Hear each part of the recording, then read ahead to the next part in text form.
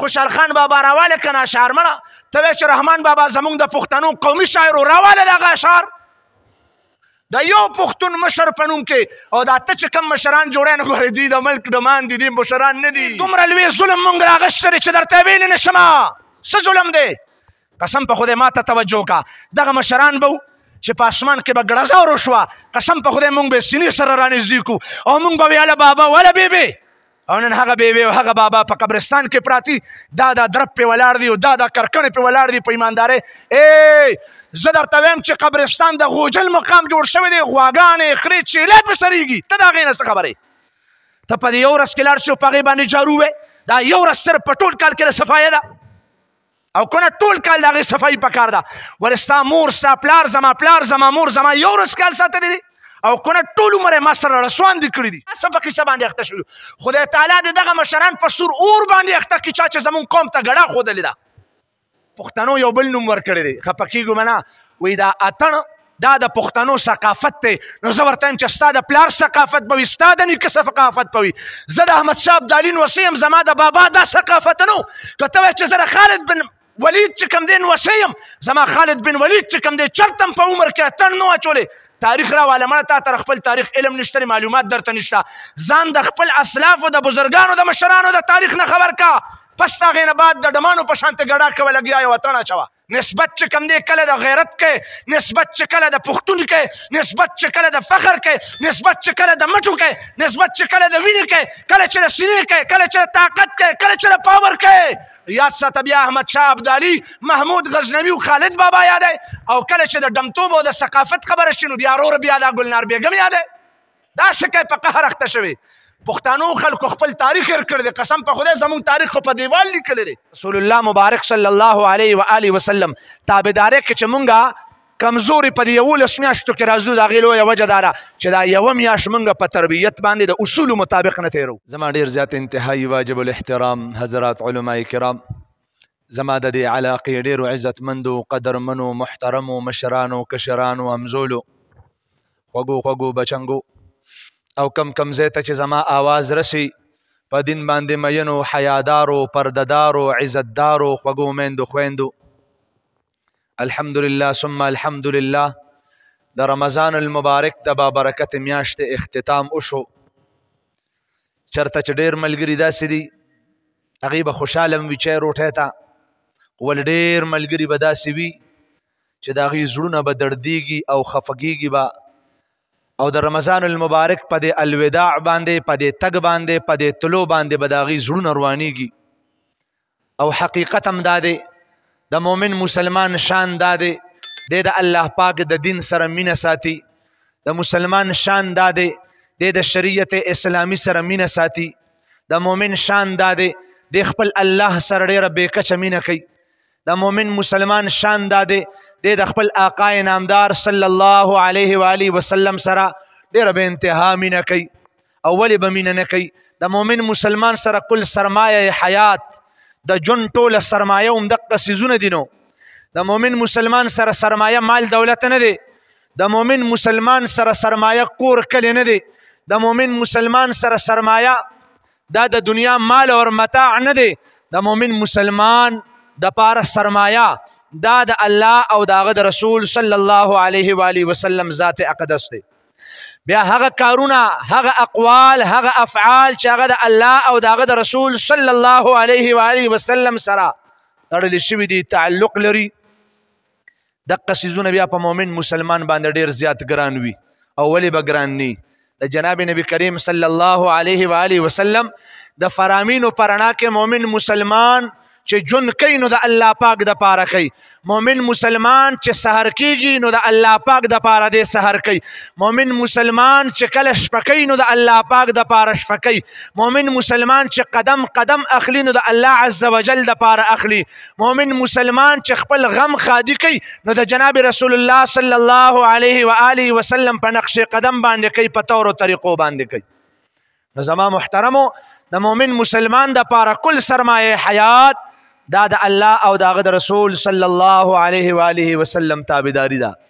او چې کم انسان د الله او دغه د رسول په تابعدارۍ کې ژوند تیروي، کم انسان د الله او دغه د رسول د فرامینو مطابق ژوند تیروي، کم مؤمن مسلمان د الله او دغه د رسول صلی الله علیه و آله وسلم د حکمونو مطابق خپل تورې تورې شپې سبا کوي، دغه مؤمن مسلمان الله پاک ته وخت او پتل د میزان کې دغه بنده دروند دی. درون سړی هغه نه دی چې زما ستا په نظر کې د کور کلی یا د پټي مالک وي. درون سړی هغه نه دی چې دی مالدار دی. درون سړی هغه نه دی چې دی په کلي کې خان دی ملک دی. درون سړی هغه نه دی چې دی په کلي کې ګاڼی والا پټي والا دی. نه، درون سړی د الله پاک په نسبت باندې هغه دی چې دی د خدای تعالی نه یریږي. ان اکرمکم عند الله اتقاکم. هغه انسان د الله پاک په نسبت باندې زیات تکریم والا، عزت والا، احترام والا، قدر والا، لوی شان والا، غټه مرتبه والا دی کم انسان چې د الله پاک نه زیات یریږي. الله پاک نه یره څه ده؟ همدغه عبادات دي. یو انسان به د خدای تعالی نه یریږي نو دی به عبادت کوي. یو انسان به د الله نه یریږي نو دی به روژه نیسي. یو انسان به د الله پاک نه یریږي نو دی به قرآن راړي. یو انسان به د الله پاک نه یریږي نو دی به د پیغمبر علیه السلام سنتو ته ځان نیسي. یو انسان به د الله پاک نه یریږي نو دی به د بل مسلمان سره ښېګړه کوي. یو انسان به د الله پاک نه یریږي نو دی به د بل مسلمان سره احسان کوي. یو انسان به د الله پاک نه یریږي نو دی به د خپل مشر کشر تمیز اخلاق دایره کې به دی اوسیږي. خو چې دی د کله د الله نه یریږي او چې کله یو انسان د الله نه نه یریږي نو دی په تام سرې سترګې درځي او په مام سرې سترګې راځي. ولې د الله نه یره نشته. چې د الله نه یره ختمه شوه، د پیغمبر نه به یره ختمه وي. چې د الله نه یره ختمه شوه، د قرآن نه به یره ختمه وي. چې د الله نه یره ختمه شوه، زما نه به یره ختمه وي. چې د الله نه یره ختمه شوه، د پلار نه به یره ختمه وي. چې د الله نه یره ختمه شوه، د جومات نه به یره ختمه وي. چې د الله نه یره ختمه شوه، د قرآن نه دا انسان بیا یریدونکی نه دی. دی په طوفانونو نه دی، دی په زلزلو باندې نه دی، دی په سیلابونو باندې نه دی، دی په غمونو باندې نه دی، دی په پریشانو باندې نه دی. وجه د هغې دا ده چې د ده د زړه نه د الله یره ووتې ده. او د ټولو اعمالو، د ټولو نیکو، د ټولو ښو، د ټولو احسن او د جزا والا کارونو جرړه دا د خدای تعالی یره ده. ان اکرمکم عند الله اتقاکم. اوس الله عز وجل چې د رمضان المبارک دا میاشت راوستې وه نو زما محترمو صرف او صرف د دې دپاره چې د مؤمن مسلمان په زړه کې د الله یره پیدا شي. چې د الله یره پیدا شي. که د یو انسان په زړه کې د الله یره پیدا شوې ده د رمضان المبارک تلو سره دی وایي چې مونځ به م کوم، عبادت به م کوم او بیا دپاره به روژه م نیسم، نوافل به م کوم، قرآن به م ویم، احادیث به م کوم، مشر کشر سره به تمیز ادب احترام کوم. نو دغه مؤمن مسلمان، دغه مؤمن مسلمان، دغه مؤمن مسلمان د الله عز وجل په نزد باندې د خدای تعالی په کتاب کې د رسول صلی الله علیه و آله وسلم په نزد باندې دغه انسان کامل ترین دی. او د رمضان المبارک دا میاشت د برابره تیره کړه، د کار یې تیره کړه، په ښځه کې ولګوله، د کار په ځای کې ولګوله. کله چې د رمضان المبارک د وتو نه بعد د انسان په زړه کې یره رانغله، قرآن سره مینه رانغله.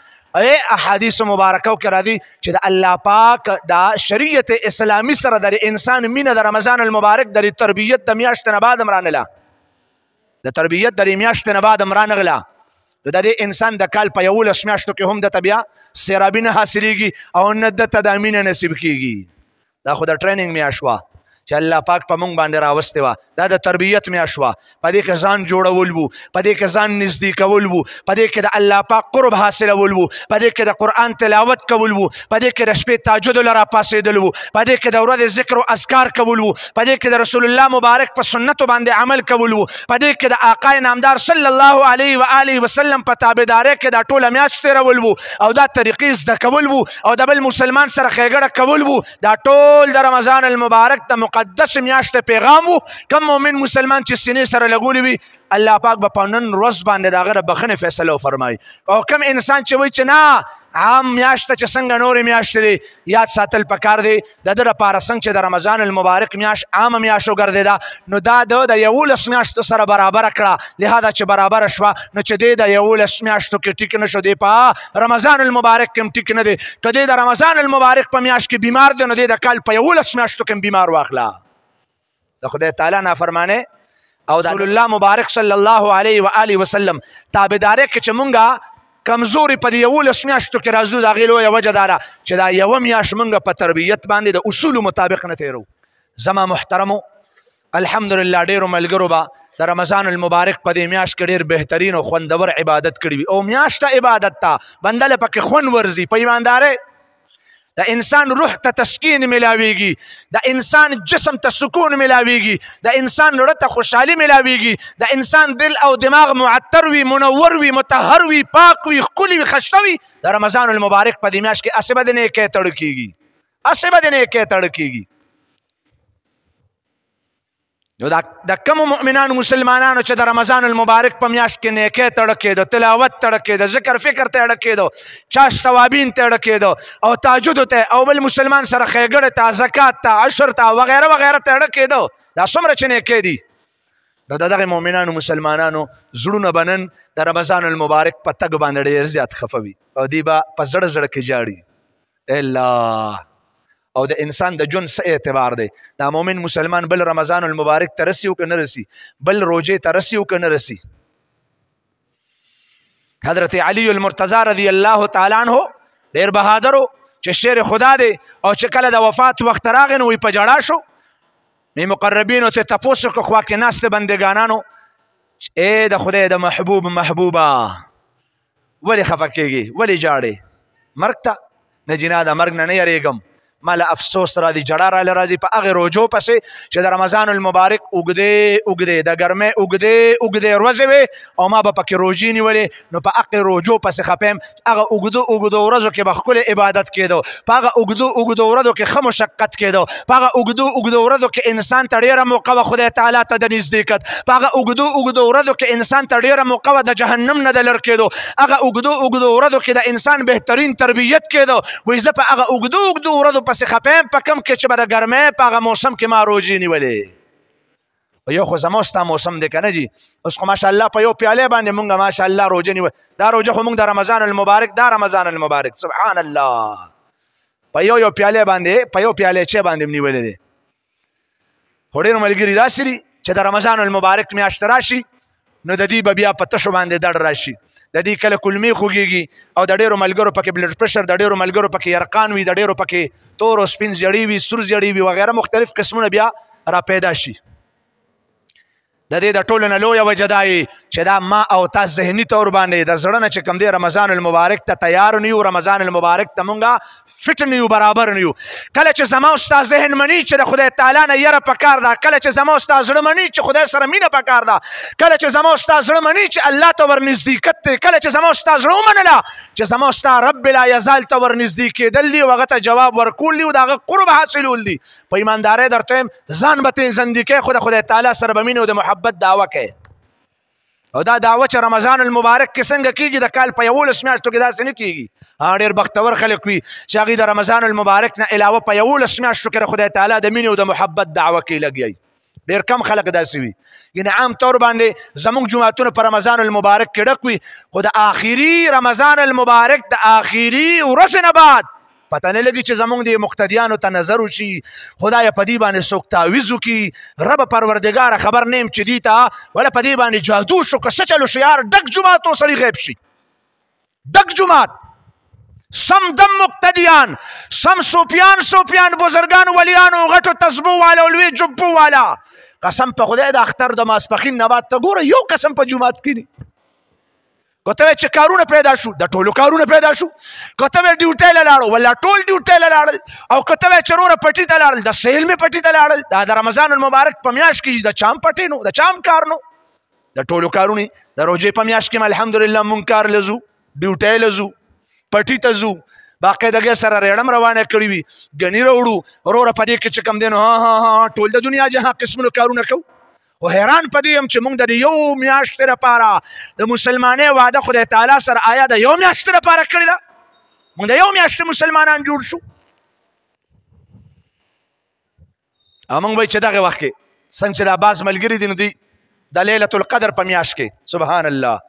د لیلة القدر په دې شپه باندې دا ملګري چې کوم دی عبادت له زور ورکي ډېر داسې چې دي دا شعبان 15 شب برات باندې عبادت له زور کی او د کال په 11 میاشتو کې دوی چېرته جومات کې مونږ لیدلي نه وي او یاره په دې شپه باندې 100 رکاته کول په دې شپه باندې دومره رکاته کول یا د خدای انصاف داره ستا مینه به الله قبلوم کله چې ته ماله لږ راشي خو چې هر کله راشي چې لږ لږ راشي خو چې هر کله راشي او ته لس کاله بعد راځې صرف یو ځل راځې نو دا یاد وساته ګورې دا یو ځل نه حالانکې تا ته څه پریشاني هم نه وي تا ته څه ټینشن هم نشته او ته بیا هم په لسو کالو کې یو ځل راځې نو یو ځل مه راځه حدیث مبارک ته د الله پاک عبادت کول لږ لږ کول لیکن په دوام سره کول په دوام سره دا لازم نه ده چې انسان د هره شپه 20 رکعاته وکړي دا لازم نه ده چې انسان د هر ورځ لس سپارې تلاوت کړي نه یو رکوع روزانه تلاوت کوه لیکن روزانه کوه یو رکوع هر شپه 2 رکعاته تهجد کوي 2 رکعاته نه فرض دي یو انسان وایي چې واجب دي بالکل غلطه ده نه چې نه نفل دي خو دا نفل کوه 12 رکعاته بېشک مه کوه صرف او صرف 2 رکعاته کوه لیکن روزانه کوه دا ته چې په کال کې په یوه شپه باندې 100 رکعاته وکړې د دې درته دومره لویه فایده نشته لکه څنګه چې تا ته د دې روزانه په حساب سره د دې 2 رکعاتو فایده ده د دې مثال داسې شو چې تا له په میاشت کې په کال کې په یو ځل باندې 10,000 روپۍ رالې ته صرف هغه یوې ورځې ته ناست او یو سړی د هغه روزانه 100 روپۍ ګټي روزانه 100 روپۍ ګټي روزانه 100 روپۍ ګټي هغه 100 روپۍ ګټي نو د دې مؤمن مسلمان دا 100 روپۍ روزانه ګټل ستا په نظر کې هم بهتر دي زما په نظر کې هم بهتر دي او نه دا ته چې وایي چې په کال کې یو ورځې به صرف 10,000 روپۍ ګټي نو دوی به کال ته ناست نو دا کال به خوري څه دا کال به لګوي څه زما محترمو دا کم ملګري چې سایډونو ته کیني دي ته درخواست دی چې دوی مخکې راځئ مخکې له اول چې مخکې ځای ډک شي پس د هغې نه بعد به شاته صفونه ډکېږي زما محترمو جناب نبی کریم صلی الله علیه و آله وسلم د رمضان المبارک د میاشتې چې کوم فضیلتونه بیان کړي الحمدلله زموږ ډېر ملګري د هغې نه بهرور شو ډېر بدقسمته بنده به وي چې د رمضان المبارک په دې میاشت کې مغه ته عبادت میلو نه شو د رمضان المبارک په دې میاشت کې مغه ته عبادت مقصد میلو نه شو د رمضان المبارک په میاشت کې هغه ته نیکي نصیب نه شوه د رمضان المبارک په میاشت کې هغه ته د خدای تعالی قرب حاصل نه شو دا بله څنګه مسلمان وي د رمضان المبارک موت عام طور باندې چې کله خپل زوی خپل وراره خپل خوريې مونږ فوج ته ولیږو او کله دی واپس راشي نو د ده اوږده اوږده لاسونه وي فوجي کټنګ یې کړي وي لوی لوی د خپې همغه خپې وي لیکن اوږدې شوي وي او دی دومره ښکلې ښکلې په مزه مده په مستۍ مستۍ باندې د کلي کې ګرځي هر ځای ته لاس اچي هر خاخ راماتوي او چې څوک ترې تپوس کوي نو وي دا د چراټ نه راغلی دی ده ټریننګ کړی دی ده ټریننګ کړی دی دی څه شوی دی دی فوجي شوی دی خو چې کله زمونږ دا مؤمن مسلمان د یوې میاشتې دا فوجي ټریننګ وکړي د عبادت دا ټریننګ وکړي د خدای تعالی د رضا ټریننګ وکړي د ډېر کم ملګري داسې وي چې د اختر نه بعد په ده باندې د ده د دې ټریننګ د ده د دې عبادت د ده د دې سنتو د ده د دې تهجدو د ده د دې قرآن تذکره ډېر کم چې کم دی نو په مسلمانانو باندې په نظر باندې راځي هغه نور هغه एकदम د هغې 12مې میاشتې په سر باندې ختم شي نن دا ملګري شور کوي ملګرو شور مه کوئ هر کار په خپل خپل ځای باندې سلامت کوئ شور مه کوئ ملګرو او په چپه خوله باندې هم ډېر کارونه کېږي زما محترمو الله عز وجل د رمضان المبارک مقدس میاشتې ته راورسولو او خدای تعالی د اختر ورځې ته راورسول د اختر د ورځې چې څومره فضیلت په احادیثو مبارکو کې بیان شوی دی نو دونه په بل څه کې نه دی بیان ځکه چې په دې ورځ باندې الله پاک د رمضان المبارک د مقدس میاشتې ثوابونه انسان ته نصیب کوي او په دې ورځ باندې د خوشحالۍ ورځ ده حدیث مبارک کې راځي جناب نبی کریم صلی الله علیه و آله وسلم 2 اخترونه د مؤمن مسلمان د پاره وګڼل یو وړوکی اختر ورځ ده یو د غټ اختر ورځ ده دا وړوکی اختر ورځ او د غټ اختر ورځ دا دواړه د عبادت په توګه باندې د خوشحالۍ په توګه باندې اسلام کې شریعت کې نبی پاک علیه الصلاة والسلام ته نسبت شوي دي اوس یاد ساتل پکار دی زمونږ د پښتنو یو عجیبه طریقه ده مونږ خوشحالۍ له د ډمتوب نوم ورکړی دی مونږ وایو چې خوشحالي دې ته وایي چې انسان ګډه وکړي خوشحالي دې ته وایي چې دا انسان هاهو وکړي خوشحالي دې ته وایي چې انسان ډول راوالي دا غلطه خبره ده ولې نبی پاک علیه السلام خوشحالي چرته نه ده منع کړې نبی پاک علیه تاسو له د خندا چلم نه درځي پیغمبر علیه الصلاة والسلام حدیث مبارکو کې د خندا چلم ښودلی دی تر دې چې کومه دعا یې کړې ده الله پاک ته وایي ستا غاښونه وخاندئ وایي نبی پاک علیه السلام چې به وخاندل نو طواحن ضواحک به ښکارېدل اوس مو ته طواحن ضواحک څه پېژنو چې دا څه ته وایي د غاښونو هغه مقدار دی چې دا په قهقهه کې چې کله انسان ها ها ها داسې خاندي نو کوم غاښونه به ښکاري فقهای کرامو ویلي دي او چې کوم انسان مسکراهټ کوي صرف او صرف لږه شان خندا کوي مسکان چې ورته مونږ وایو نو دغه وخت کې به کوم غاښونه په نظر باندې راځي د نبي پاک علیه الصلاة والسلام نه دغه مروي دي فقهای کرامو په هغې بلا بلا کتابونه بحث کړی دی اوس مو ته لګیا یو د خندا چلم نه راځي په ایماندارۍ درته وایم لا پاتې د شریعت مطابق د خوشحالۍ کولو طریقه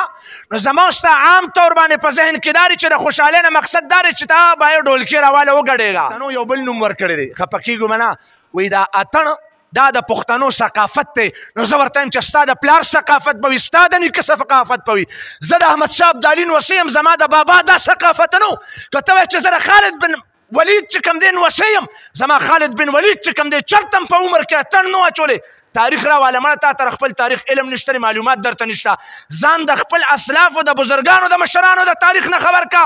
پس د هغې نه بعد د ډمانو په شانتې ګډا کوه لګیا یې وطن اچوه څه په کیسه باندې اخته شوي خدای تعالی د دغه مشران په سور اور باندې اخته کړي چا چې زمونږ قوم ته ګډا ښودلې ده وروره په د مؤمن مسلمان د پښتون د لاس نه یې توره اغوښتې ده دا د علامه اقبال شعرونه راواله وایي چې دا د امت چې کوم دی ډېر لوی فلاسفر و ته د خوشحال خان بابا راواله که نه اشعار مړه ته وایې چې رحمان بابا زمونږ د پښتنو قومي شاعر و راواله دغه اشعار د یو پښتون مشر په نوم کې او دا ته چې کوم مشران جوړی نه ګورې دوی د ملک ډمان دي دوی مشران نه دي نسبت چې کوم دی کله د غیرت کې نسبت چې کله د پښتون کې نسبت چې کله د فخر کې نسبت چې کله د مټو کې نسبت چې کله د وینې کې کله چې د سینې کې کله چې د طاقت کې کله چې د پاور کې یاد ساته بیا احمدشاه ابدالي محمود غزنوي او خالد بابا یادی او کله چې د ډمتوب او د ثقافت خبره شي نو بیا ورور بیا دا ګلنار بیګم یادی دا څه کوي په قهر اخته شوي پښتنو خلکو خپل تاریخ هېر کړی دی قسم په خدای زموږ تاریخ خو په دیوال لیکلی دی بیا له خبره ده چې لکه د کورکوړي په شانتې ده وروره د کمترې په شانتې موږ سترګې پټې کړي دي نو موږ خپل تاریخ چې کوم اوریجنل دی هغه مې هېر کړی دی او چې کوم پروویژنل دی نو هغه م خپل کړی دی نو په دې وجه باندې خو روک شو نو سپک شو که نه پښتانه په دې وجه باندې روک شو نو سپک شو دا مه وایه اوس په چلول کې مونږ یو بل راغونډو راځي لکه پښتنو راجمع شي لکه د دوی په نوم د دې په نوم د دې په نوم باندې یاد ساته د مشرانو په نوم راغونډېدي شو د غیرت په نوم راغونډېدي شو د شریعت په نوم راغونډېدي شو د اسلام په نوم باندې د اتفاق او د اتحاد او د جناب نبی کریم علیه الصلاة والسلام د شریعت مطهره په برکت راغونډېدي شو او که چېرته مونږ دا ووایو چې مونږ به په ریډمتوب باندې راغونډ شو نو ګورې خیال است او محال است او جنو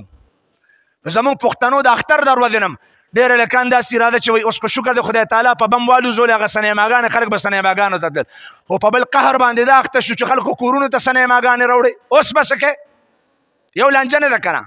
سم د چینده خو تول دی د چینده خو تول دی زما محترمو بحر الرایق لیکلي دي چې د خوشحالۍ طریقه دا ده په دې ورځ باندې ښکلې جامې واچوه په دې ورځ باندې ههو لاړ شه بل چا کره بل چا کره ښه خوراک وکړه بهترین غاړې ورکړه خلکو سره خوشحالۍ وکړه مشر کشر له لاړ شه هغه سره یادونه تازه کړه هغې سره کښېنه خپلو بچو له ټایم ورکړه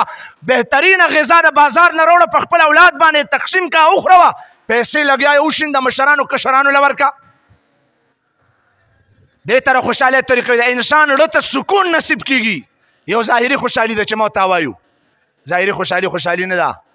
اصل خوشحالي د زړه خوشحالي ده اصل نفع د زړه نفع ده اصل سکون د زړه سکون دی اصل عزت د زړه عزت دی چې یو انسان ستا قدر کوي نو یاد ساته هغه به صرف چپلې سیده کول نه کوي زمونږ عام طور باندې خلک چپلې سیده کول خو کوي لیکن د دې دیوال نه شاته لاړو په ایماندارۍ هغه کنځلې درته کوي چې یاد به وساتئ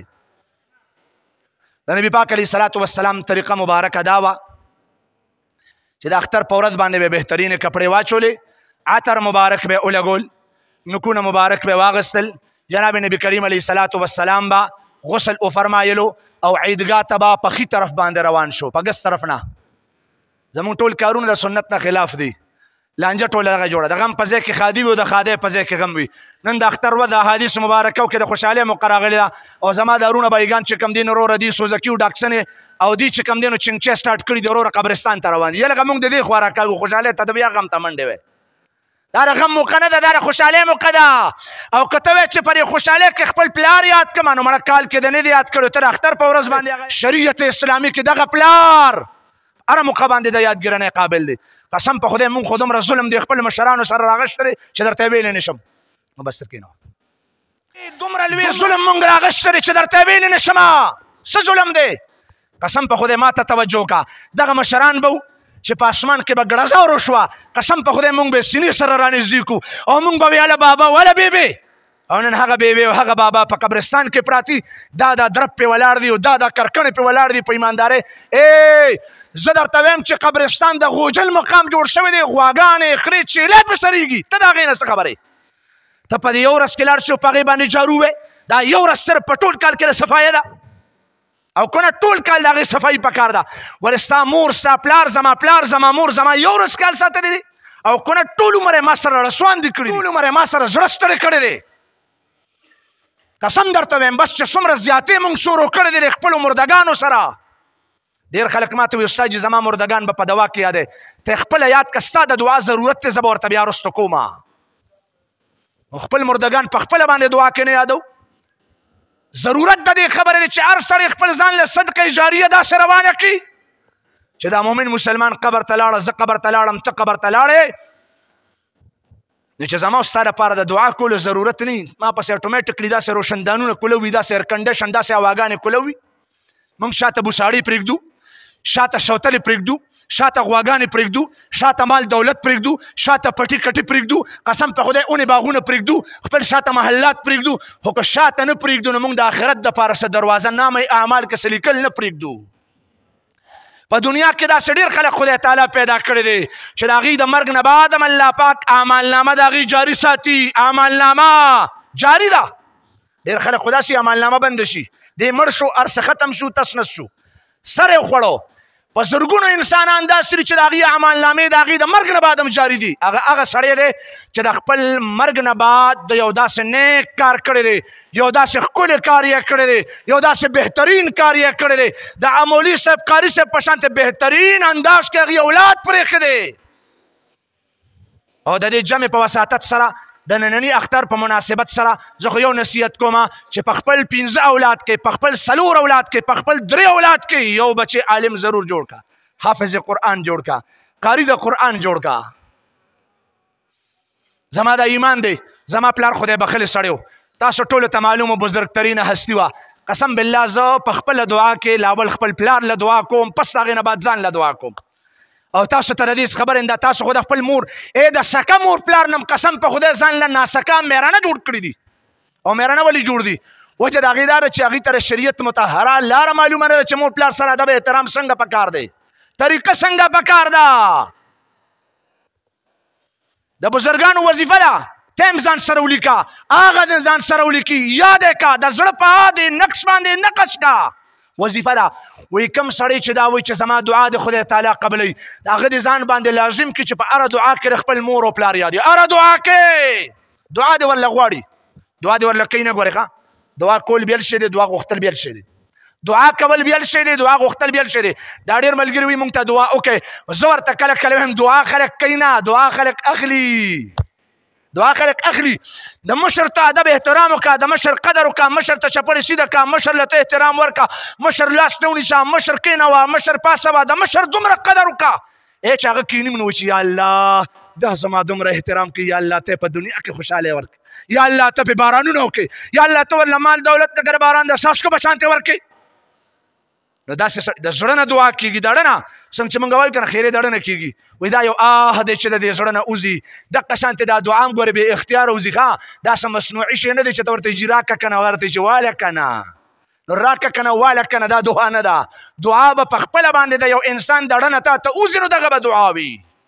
نو کله چې ستا د اړه نه خپل مور پلار ته دعا ووته خدایه زما دا دعا قبوله کړې زما مور او پلار وبخ یا الله ما سره ډېر ستړي کړي دي یا الله په ما باندې به ډېر خفه کېدل یا الله ما له دا کړي دي یا الله ما له دا کړي دي یا الله رب ارحمهما کما ربیاني صغیرا پروردګار چې په ماشوموالي کې څنګه ما ته دواړه لاسونه دواړه وزرې خورې کړې وې او زه به د محبت او د مینې په توګه باندې غستم ما سره به څومره خوارې زارې کړې یا الله دې بوډاګان شو ما ته دې قدر نصیب کړې یا الله دې بوډاګان شو ما ته دې احترام نصیب کړې یا الله د دنیا نه تیر شو یا الله ما ته دعا کول توفیق نصیب کی چې زدی ته دعا وکم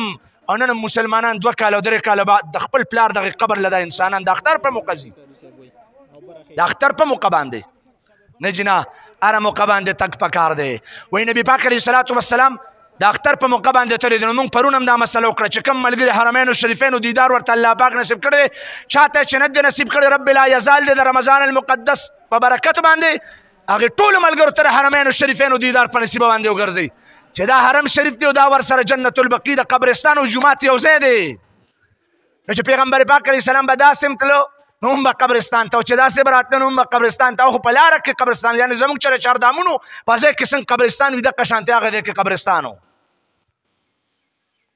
نو ځکه به نبي علیه الصلاة والسلام مازدیګر به هم تلو، هر مازدیګر به تلو. ته هر مازدیګر تلې نه تلې، صرف کال ته پرېږدې. زما محترمو د خپلو والدینو مشرانو باقاعدګۍ سره د دې خبرې اهتمام کول دي. او د رمضان المبارک مقدس پیغام هم دا دی چې دا مؤمن مسلمان به د الله عز وجل سره سره د خپلو مشرانو تابعدار وي. زما محترمو د رمضان المبارک دا بهترینه میاشت چې کومه تېره شوه د دې پیغام زموږ دا و چې الله تبارک وتعالی به مؤمن مسلمان د ګناهونو نه پاکوي او نیکو ته به یې راچوي. آخري خبر عرض کوم، دا کوم ملګري چې دلته ولاړ دي دي به راخېږي جناب من لاره دې ملګرو ته سیده ورکړئ جناب. د رمضان المبارک د میاشتې پیغام هم دا دی، آخري خبر عرض کوم. هغه څه مقصد دی؟ انسان دې د ګناهونو نه پاک شي او انسان دې د نیکو سمندر ته ټوپ کړي. بس نیکۍ حاصلول، د بدو نه ځان بچ کول. زمونږ زړه دومره تور شوی دی، حدیث مبارک کې راځي چې انسان وی کله ګناه کوي نو د ده په زړه باندې یو تور داغ لګي. صحابه کرامو تپوس وکړو یا رسول الله صلی الله علیه و آله وسلم دا تور داغ به څه سره ختمیږي؟ جناب پیغمبر پاک علیه الصلاة والسلام ارشاد وفرمایلو چې مرګ ډېر ډېر یادوئ، مرګ ډېر ډېر یادوئ او د قرآن پاک تلاوت ډېر ډېر کوئ. موږ نه مرګ یادو او نه د قرآن پاک تلاوت ډېر ډېر کوو. د رمضان المبارک په میاشت کې کوکو دا ځوانان هلکان وکړي نو ښه ده او که ښه ده او که نه نو ناښه ده. او عام طور باندې موږ د وینو که اعتکاف ته را ځوانان کېناستل نو خیر دی، او که نه دا بوډاګان کښېني نو په ایماندارۍ توی جوړ د دې نه بار څه پاتې کېږي. ځینې جوماتونو باندې ګرځم په دې رمضان المبارک کې په ایماندارۍ درته یم په سلو کې 2 کسان صرف مشران سپین ګیري ناست دي او نور ټول هلکان ناست دي. حیران او بیا یو عجیبه شانتې متل دا راغلی دی، وایي دوی د خپل دنیاوي مقصد دپاره ناست دي. وایي د چا پکې روزګار پکار دی، د چا پکې دا پکار دی، د چا پکې دا پکار دی. و خدای دې ووایه خوار شي نو مقصد د انسان دې څه دی به د خدای تعالی نه دوا نه کوي. ولې ته څه کوې؟ دې به خدای تعالی ته داسې اعتکاف کې ناست دي که نه؟ دې به دوا کوي، دې به د پلار خوشحالي غواړي، د مور خوشحالي به غواړي، خپله خوشحالي به غواړي، مال دولت به غواړي، هلیکاپټر به غواړي، سایکل به غواړي، ښځه به غواړي، بچي به غواړي، مال دولت به غواړي، دنیا به غواړي، آخرت به غواړي. نور د دعا مقام و مقصد سره وای عجیبه شانتې په ډرامه باندې اخته شوي یو. موږ وایو وروره دې دې له ناست دی، دې دې له نو ته څه له ناست دی د جومات په ړومبي صف کې بابا؟ ته څه له ناست دی؟ ته خو هم دغه وایې چې الله دا راکړي، الله دا وبوساړې 2 دي 4 کړي. ته خو هم دا وایې د خدای نه به یې غواړې، نور به یې د چا نه غواړې. ځان نه دې مشرک سره جوړ کړی دی. که زما دا ځوان، زما دا بچې، زما دا شاګرد دی د خدای نه غواړي، قسم په خدای چې جایز کوي. که ښځه ترې غواړي بلکل عین د حدیث مبارک، که الله پاک نه هلیکاپټر غواړي بلکل عین د ثواب کار کوي. او ظالمه که ته یې ته نه غواړې نو تا خو ځان نه مشرک جوړ کړی. د خدای نه چې نه غواړې نور یې چا نه غواړې. بیا به یې د منګا بابا نه غواړې، بیا به یې د بابا صاحب نه غواړې، بیا به پیر بابا له خدای تعالی په دې بوډاتوب کې کړی نو. بیا به چې په یو در نه ټیټېږي، بیا به په در باندې ګرځې، خاورې په سر باندې به ګرځې. نو دا مه وایه.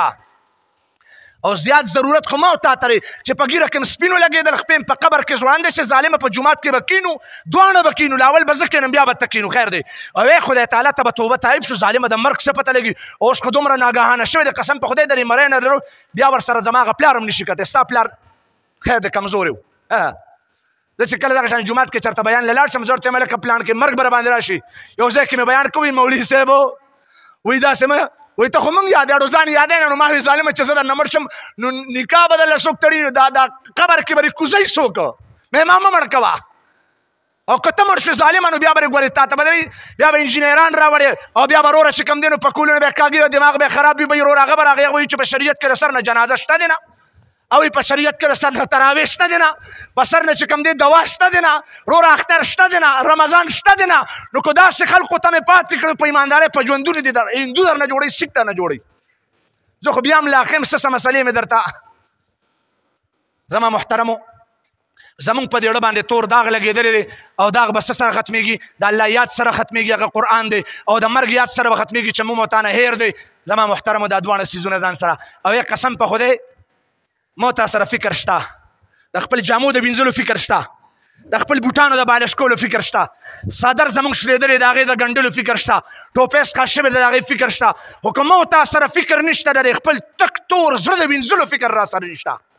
د دې فکر کول پکار دی. او د رمضان المبارک دا مقدسه میاشت الله پاک د دې زړه د وینځلو دپاره راوستې وه. کومو ملګرو چې ته فایده واخیسته الله تبارک وتعالى بختور ګرځولي په دنیا کې جنتیان او کوم ملګرو نه چې کمې کوتاهي شو الله پاک نه دې سوال وکړي یا الله د رمضان المبارک هغه بله میاشت راته نصیب کړي هغې پورې مې ژوندی وساتې چې په هغه رمضان المبارک کې یا الله ستا د رضا کارونه وکړم. الله عز وجل دې ستاسو دا راتګ په خپل دربار کې قبول او منظور وګرځوي او رب لا یزال دې ستاسو دا قدم قدم د نیکۍ په تله کې واچولي کړي او رب لا یزال دې زموږ دا اتفاق دغه شانتې همیشه لپاره قایم او دایم لري. زما محترمو وخت برابر شوی دی دا ملګري دې لږ لږ قدمونه زر زر والي ځوانه زلمیه شبه فواد اګدا سو خدا بچي حمزه شبس شابه شاته پسې ډېر کسان دي.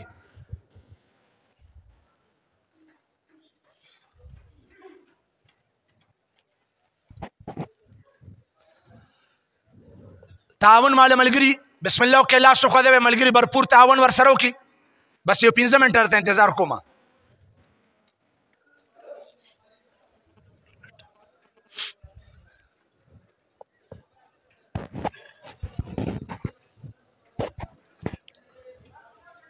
اماد مبصر ته بلې بره لاړ شه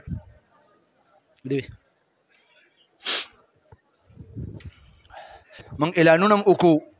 او ځای په ځای باندې چې کوم دی نو اطلاعګانې هم وکړو او زموږ د قوم مزاج دا جوړ شوی دی چې دوی به په هر کار کې لیټ وي خدای دې رحم وکړي په 4 بجې باندې د خشکو نه ملګري راورسي او ویې لکه وي غوری ورته راواچوه غوری خو بیا سر خوړلی وي غوری کې بیا څه پاتې وي د دیګ نه خو بیا کوربه هم پورې راپورې بیا میلمه دپاره څه نه وي. نو ملګرو ته گزارش دی چې د کوم شیز اعلان وشي اطلاع وشي او نظر نه تیر شي بدیرې چې 10 منټه مخکې هلته حاضر وي.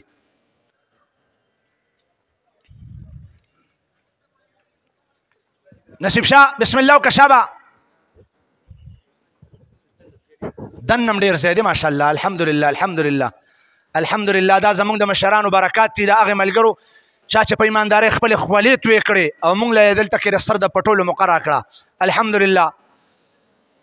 ملګري دي صفونه برابر کړي الله پاک مبخا دلته چې دنم کم گنجایش دی العالمین یا رب العالمین دې څومره مؤمنانو مسلمانانو موږ سره پرې جمع جرګه کې شرکت وکړو یا رب العالمین د دې دا راتګ په خپل دربار کې قبول او منظور کړي. الہ العالمین دا ناسته ولاړه محنت کوشش مشقت یې په خپل دربار عالیه کې قبول او منظور وګرځي.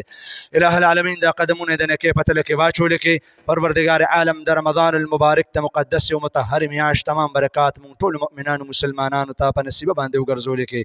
الہ العالمین د رمضان المبارک ته مقدس میاشت چې څومره ذکرونه فکرونه نیک سوچونه عبادتونه اعتکافونه د قرآن پاک تلاوتونه منځونه نفلونه یا الله زموږ د ملګرو موږ په خپله کړي دي پروردګار عالم په خپل دربار عالیه کې په ډېر څه باندې قبول او منظور وګرځئ یا الله په ډېر څه باندې قبول او منظور وګرځئ. الہ العالمین د رمضان المبارک د مقدس میاشتې په برکت باندې د قرآن مجید د پاکو تلاوتونو په برکت باندې پروردګار عالم زموږ د دې ټولې جمع جرګې د اوریدونکو مؤمنانو مسلمانانو یا الله ګناهونه معاف کړي خطاګانې معاف کړي یا الله گناهونه معاف کې خطاګانې معاف کې یا الله په گناهونو باندې د عفو قلم راخ کړي کې یا الله په گناهونو باندې د عفو قلم راخ کړي کې. پروردگار عالم دا څومره جمع جرګه چې ستا په دې دربار کې ده او یا الله ستا دربار کې لاسونه اوچت کړي دي یا الله زموږ چې څومره مشکلات دي پروردگار عالم د غیب نه هغه تمام مشکلات حل کړي یا الله پریشانۍ ختم کړي مصائب تر سره کړي یا الله زموږ تمام پریشانۍ په خوشحالو باندې بدل کړي یا الله غمونه په راحتونو باندې بدل کړي. د رمضان المبارک د مقدس میاشتې په برکت باندې الہ العالمین د زموږ د زړه ارمانونه تر سره کړي. دا څومره ملګري چې دلته راغلي دي او د دې په زړه کې څه قسمه تمنا ده څه ارزو ده یا الله د غیب د خزانو نه فرو فرمایلی کې یا الله چې کم کم ملګري په زړه کې څومره پریشانۍ راوړي دي یا الله تا ته در معلوم دي یا الله موږ ډېر زیات کمزوري یو یا الله موږ خطاکار یو یا الله موږ سیاهکار یو یا الله موږ ګناهګار یو تا ته در معلوم یو که توره ګناه ده او که سپینه ګناه ده که د ورځې ګناه ده او که د شپې ګناه ده پروردګار عالم ستا په دربار کې هم دا جوړې خورې کړي دي یا الله زموږ په ټولو حال باندې رحم وفرمایلی کې یا الله زموږ د حال باندې رحم وفرمایلی کې یا الله زموږ د ټولو په حال باندې رحم وفرمایلی کې. پروردګار عالم زموږ مشکلات تا ته در معلوم دي زموږ د کورونو مشکلات دي زموږ د روزګارونو مشکلات دي زموږ د اولادونو مشکلات دي زموږ د بچو مشکلات دي زموږ د دنیا مشکلات دي زمونږ د آخرت مشکلات دي یا الله ته د هر څه مالک یې یا الله ته د ټولو رازق یې یا الله ته د ټولو روزي رسان یې پروردګار عالم په موږ باندې د رزق خزانې کولو کې یا الله په موږ باندې د خوشحالو خزانې کولو کې یا الله په موږ باندې د مال دولت خزانې کولو کې یا الله په موږ باندې د راحتونو خزانې کولو کې په موږ باندې برکتونو خزانې کولو کې یا الله په موږ باندې د عزتونو د قدرونو خزانې کولو کې یا الله تا ته څه مشکله ده مشکله ده نو موږ ته مشکله ده یا الله تا ته څه ګرانه ده کو ګرانه ده نو موږ ته ګرانه ده یا الله ستانه څه پټه ده یا الله چې پټه ده نو زموږ نه پټه ده یا الله تا ته هر څه در معلوم دي چې موږ څومره مشکلاتو کې یو زموږ دا معاشره څومره مشکلاتو کې ده زموږ دا علاقه څومره په کشالو کې ده زموږ دا وطن د څومره بد امنۍ او د بې استحکامۍ نه تېرېږي یا الله ستا په دربار کې سوال کوو یا الله زموږ دا سوال په خپل دربار کې قبول او منظور کې یا الله زموږ دې وطن ته استحکام نصیب کې زموږ دې وطن ته امن او خوشحالي نصیب کې یا الله زموږ دې وطن ته عزت او حرمت نصیب کې یا الله زموږ دې معاشره کې استحکام راوستل کې یا الله اتفاق نصیب کې اتحاد نصیب کې خوشحالي نصیب کې برکتونه نصیب کې په رزق کې په مال کې په اولاد کې په جان کې په مال کې په حال کې یا الله په وافر مقدار کې برکتونه راته نصیب کې یا الله دا تمام ملګري چې څومره راغلي دي په دې ټولو باندې د حلال او رزق لکه د باران د څاڅکو په شان تر ورولې کې یا الله که زما په دعا باندې وي څنګه چې مشرانو یو متل کړی دی خدایا که د بیبي په دعا باندې وي یا الله چونکې زه دې د مشرۍ په کرسۍ باندې کېنولم ما ته خپل ځان حیثیت معلوم دی ما ته خپل ګناهونه معلوم دي ما ته خپل کردار او گفتار معلوم دی یا الله زه دې د مشرۍ او د دعا په ځای باندې کېنولم یا الله زما دعاګانې زما د دې مقتدیانو په حق کې قبول او منظور کړې یا الله زما دعاګانې زما د دې متعلقینو په حق کې قبول او منظور کړې یا الله زما د دعاګانې زما د دې متوسلینو په حق کې قبول او منظور کړې یا الله زما د دعاګانې زما د دې مریدینو شاګردانو په حق کې قبول او منظور کړې پروردګار عالم د دنیا چې څومره خوشحالۍ دي زما د اوریدونکو د ناستو مسلمانانو له ورکړې یا الله دې ته په نصیبه باندې وګرځولې کړې یا الله زما د هیڅ خوشحالۍ هم دې له ورکړې یا الله دې خوشحاله او باد وساتلې کړې اتفاق او اتحاد یې نصیب کړې یا الله قدرونه یې نصیب کړې د یو بل احترام یې نصیب کړې د یو بل عزت یې نصیب کړې پروردګار عالم د یو بل په خوږو باندې د دردېدو توفیق ورکړې یا الله د مؤمن مسلمان شان دا دی که یو مسلمان په امریکا کې دی که یو مسلمان په هندوستان کې دی که د هندوستان مسلمان ته تکلیف وي نو د پاکستان مسلمان ته هم تکلیف وي سره پاک پیغمبر پاک علیه السلام ارشاد مبارک دی لیکن د نن زمانې مؤمن مسلمان د خپل پیغمبر آقا نامدار صلی الله علیه و آله وسلم فرامین شاته غورځولي دي او په خپل کور کې ورسره ورور وي یا الله د دې په دړ باندې دې نه دردېږي یا الله زموږ په زړه کې د بل مسلمان درد پیدا کړي یا الله د دې وطن درد پیدا کړي یا الله د دې معاشرې درد پیدا کړي یا الله د دې تمامو مخلوقاتو درد پیدا کړي یا الله زموږ نه تابعداره جوړ کړي یا الله زموږ نه فرمان برداره جوړ کړي یا الله د شریعت اسلامي مطابق ته ژوند تېرولو توفیق راکړي یا الله چې کوم ملګري دي او په هغې باندې قرض دی پروردګار عالم د قرض د بوج نه اخلاص کړي یا الله ته د قرض د بوج نه اخلاص کړي یا الله د هغې د قرض د ادایګۍ صورتونه مقدر کړي یا الله د هغې د قرض د ادایګۍ صورتونه مقدر کړي یا الله د غیب د خزانونو ورسره امداد وفرمایلی کړي یا الله په دې جمع جرګه کې چې کوم ملګري دي د هغې یا الله کورونه آباد نه دي په خیر قید خوشحالو سره یې کورونه آباد کړي یا الله په خیریتونو خوشحالو سره کورونه آباد کړي پروردګار عالم چې د کومو ملګرو کورونه آباد دي اولاد یې نشته نیکعمل او صالح اولاد ورته په نصیبه باندې وګرځولې کړي یا الله نارینه اولاد یې پکار دی نارینه اولاد ورله ورکړي زنانه اولاد یې پکار دی پروردګار عالم زنانه اولاد یې په نصیبه باندې وګرځولې کړي یا الله په دې جمع جرګه کې به ستا یا الله د پاک پیغمبر علیه الصلاة والسلام د دین او د ناموس د خاطره او د هغه په کلمه باندې به یا الله خپل ویښته سپین کړي وي یا الله داسې مشران به موجود وي چې تعالی به د هغې د سپینو ډکو نه حیا درځي یا الله د هغې په برکت باندې دا دعاګانې قبول او منظور وګرځئ یا الله د هغې په برکت باندې دا دعاګانې قبول او منظور وګرځئ یا الله د دې ټولو مشرانو په عمر کې برکت واچولې کړي د دې د سر سورې زموږ په سر باندې تر ډېر وخته پورې سلامت پاتې کړي یا الله څومره چې ځوانان دي په عمرونو کې اخلاص کې برکت واچولې کړي پروردګار عالم د دین پاسداران یې جوړ کړي یا الله د دین پاسداران یې جوړ کړي څومره چې یا الله دا بچنګي دي ځوانان دي پروردګار عالم د دین بوزغلي وګرځولې کړي یا الله په دې کلي کې چې څومره زنانه دي د دین چوکیداران یې وګرځولې کې په دین باندې یا الله دردېدلې جوړه کې پروردګار عالم د دین سره مینه کوونکې جوړه کې الہ العالمین زما په دې وطن کې اتفاق او اتحاد نصیب کې یا الله اتفاق او اتحاد نصیب کې یا الله خوشحالي راوستلې کې یا الله زه خو چې دې کلي ته راغلم پروردګار عالم یا الله نو د خفګان د پریشانونه یا الله ما څه بله روغه ونه کړه یا الله ته دا ټولې پریشانۍ او غمونه آفتونه په خوشحالو کې بدل کې یا الله دا زړونه نرم کې یا الله دا زړونه نرم کې یا الله دا زړونه نرم کې خپل منځ کې شعر او شکر کې خپل منځ کې شعر او شکر کې یا الله پښتانه چې یو بل سره مشتو ګریبان دي یا الله د دین د خاطره د قرآن د خاطره د شریعت اسلامي د خاطره یا الله د رمضان المبارک د مقدس میاشتې د دعاګانو د برکته پروردګار عالم دا ټول مؤمنان مسلمانان خپل منځ کې شعر او شکر کې اتفاق او اتحاد یې نصیب کې یا الله برکتونه یې نصیب کې رحمتونه یې نصیب کې پروردګار عالم زمونږ ګناهونه ډېر زیات دي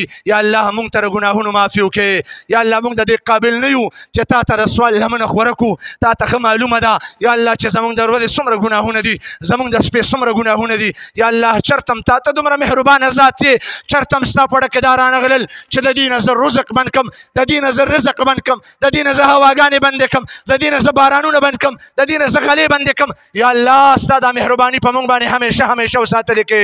یا الله دا خپله مهرباني همیشه همیشه وساتلې کې یا الله په دې مهربانۍ کې بډوتري نصیب کې یا الله موږ خپل تابعدار وګرځئ یا الله موږ فرمانبردار وګرځئ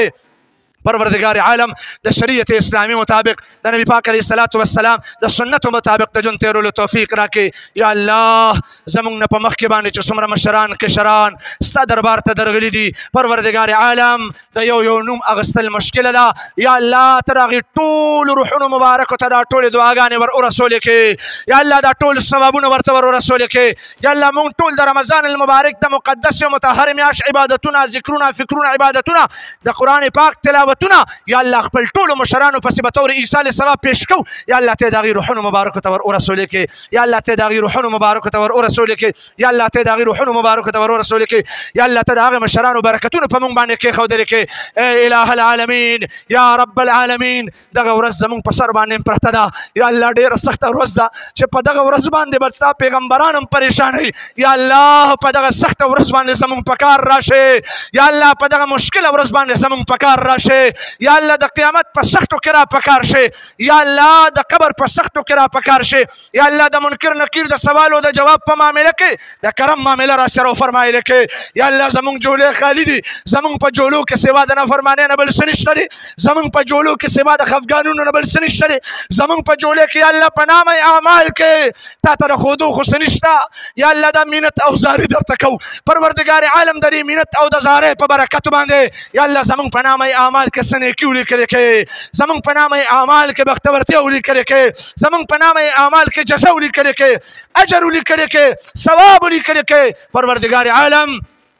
د قیامت دا سخت راته اسانه کې د منکر نکیر د سوال جواب په معامله کې را سره د کرم معامله وفرمایله کې الہ العالمین دعاګانې په خپل دربار کې قبول او منظور کې پروردګار عالم یا ارحم الراحمین یا رب العالمین یا کریم پروردګارا دا دعاګانې په خپل دربار کې قبول او منظور کې یا الله کوم ملګرو چې د خاص دعاګانو د پاره ویلي دي پروردګار عالم یو ملګري ویلي دي د هغې ټبر وفات شوی دی خدای د هغې ټبر له آخرت کې کروټ کروټ ورته جنت هواګانې نصیب کې قبر یې د جنت باغچونه او باغ وګرځولې کې یا الله کوم انتظامیه والا چې موږ سره پرې پروګرام کې یا الله ستا په عبادت کې موږ سره حصه واخیسته یا الله زما دغه انتظامیه والا قدم په قدم ورته کې نصیب کې خوشحالي ورته نصیب کې یا الله په کور باندې خیر او برکت نصیب کې یا الله مال دولت ورته نصیب کې پریشانۍ لر کې خوشحالي ورله ورکې الہ العالمین دړو سکون ورته په نصیب باندې وګرځولې کې کوم ملګرو چې د مردان سره تعلق دی دعاګانو دپاره خاص الخاص ټلیفون کړی دی جناب نوید الحق صاحب او دقه شانتې کاشف بھائی یاسر بھائی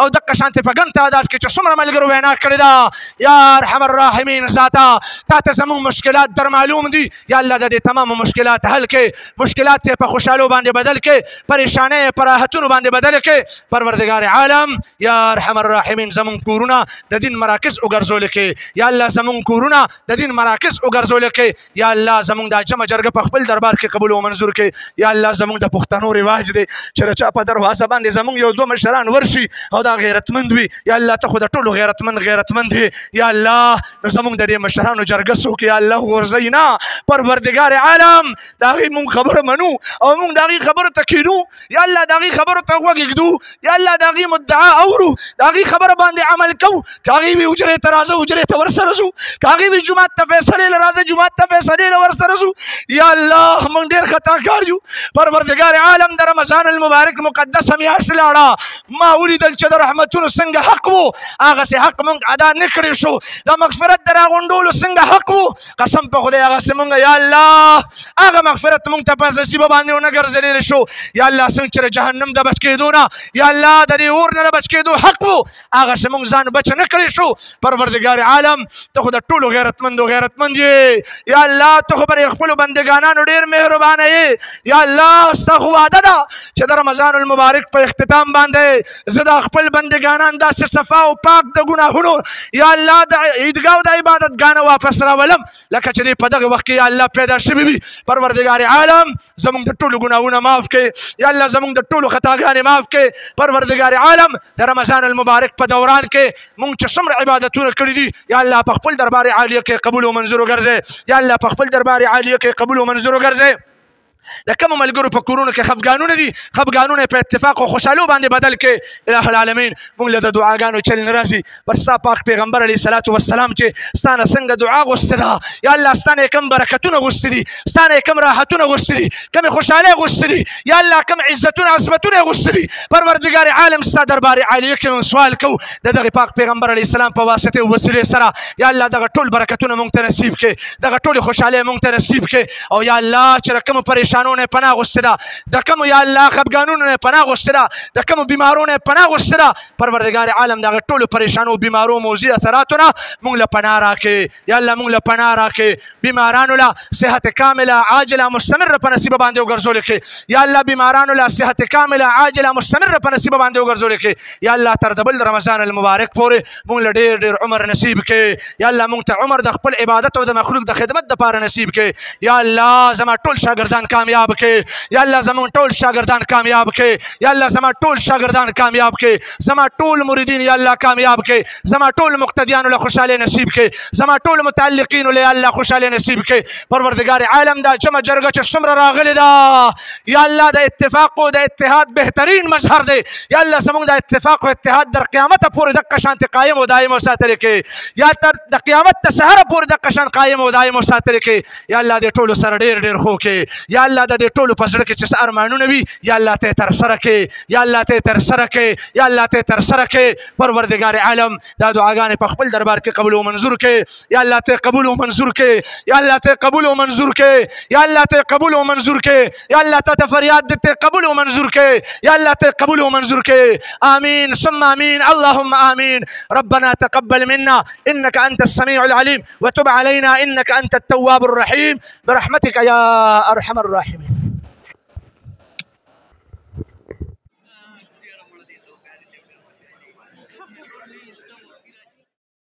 Mm-hmm.